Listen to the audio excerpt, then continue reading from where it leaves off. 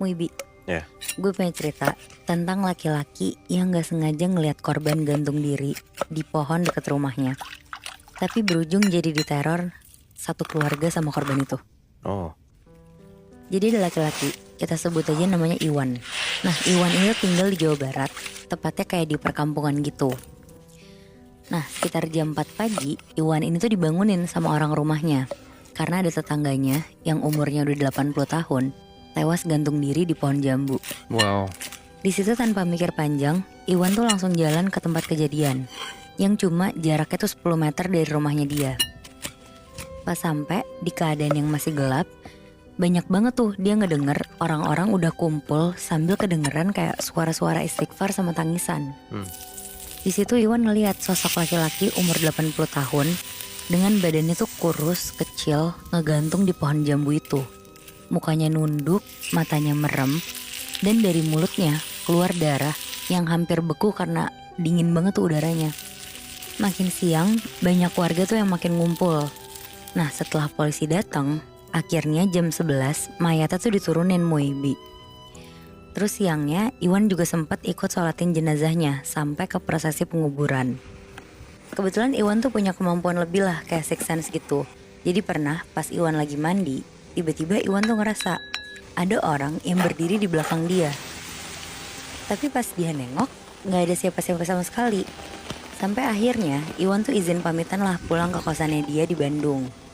Kira-kira pas maghrib, Iwan sampai ke kosan, dia istirahat dulu tuh. Kayak tidur-tiduran di kosan dulu sambil merem-merem. Tapi Muibi, pas Iwan lagi merem, dia tuh kayak kebayang korban gantung diri di pohon jambu itu lagi. Karena dia gak mau kebayang-bayang itu, akhirnya dia ngambil handuk lah, terus dia mandi. Nah pas dia mau mandi, lagi-lagi dia tuh ngerasa kayak ada orang di belakang dia. Iwan di situ mulai ngerasa gak beres tuh. Dia langsung cepet-cepet selesaiin mandinya, terus dia ambil wudhu dan sholat maghrib. Terus dia lanjut ngaji dan baca-baca surat pendek lah biar dia tenang. Besokannya, Iwan langsung nelfon lah ke kakaknya yang tinggal di rumahnya. Dia cerita tuh kalau dia ngerasa kayak ada yang ngikutin. Apalagi kalau dia lagi mandi, selalu ngerasa ada orang di belakang dia. Tapi kakaknya di situ cuma bilang, udah jangan diomongin. Tapi karena penasaran, Iwan nanya tuh, kenapa? Akhirnya diceritain lah kalau sebenarnya semalam semua orang tuh didatengin. Jadi ada salah satu tetangga depan rumah Iwan, pas lagi tidur, digangguin kayak ada yang narik pundaknya. Terus semua pintu di rumah warga tuh diketokin. Dan hampir di setiap malam, warga tuh ngedenger kayak ada suara keceket di samping rumahnya. Waduh. Ataupun kalau ada orang yang punya pohon, di samping, depan, atau belakang rumahnya tuh kayak ngeliat ada orang yang ngegantung terus berayun-ayun gitu. Oh. Sampai akhirnya warga tuh ngelakuin penembangan pohon massal yang ada di sekitar rumah mereka. Nah sekarang Muibi, cerita tentang teror yang terjadi di rumah Iwan. Jadi suasana perkampungannya tuh sekarang jadi sepi banget karena lebih banyak orang. Pas udah jam 6 sore, orang-orang tuh pada milih diem di rumah aja. Sampai-sampai banyak keluarga yang milih untuk tidur rame-rame di ruang tengah rumah mereka, bareng satu keluarganya. Karena takut diteror gitu. Betul. Karena di terornya tuh udah makin parah lagi. Kayak banyak suara-suara aneh, atau kayak kejadian ketika mereka sendirian, termasuk si keluarganya Iwan.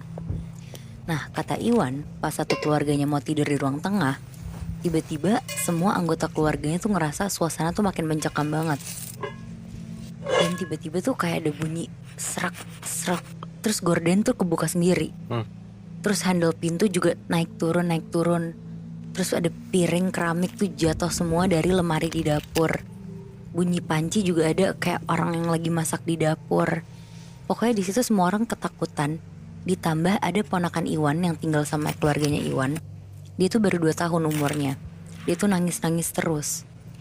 Akhirnya bapaknya Iwan bangun, nyalain lampu, dan dia meriksa lah keadaan rumah, termasuk ke dapur.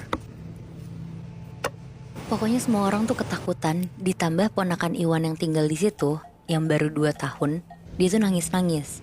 Akhirnya bapaknya Iwan tuh bangun, nyalain lampu, dia meriksa keadaan rumah termasuk ke dapur, bahkan sampai ke halaman belakang rumah. Terus dia tuh berdiri di luar, ngeliatin kuburan dari teras rumah Iwan.